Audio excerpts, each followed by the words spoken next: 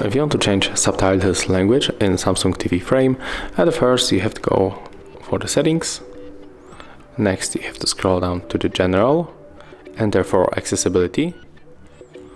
Right now scroll down at the bottom, find subtitle settings, click OK to enter, click OK to turn it on, and then just scroll down. Right here you have to select subtitle language, so we can go for the preferred or preferred with hearing impaired. And at the bottom you can change the primary and the secondary language.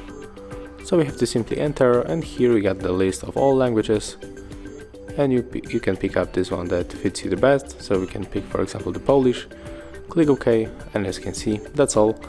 After that you can just go back. If you find this video helpful, remember to leave a like, comment and subscribe.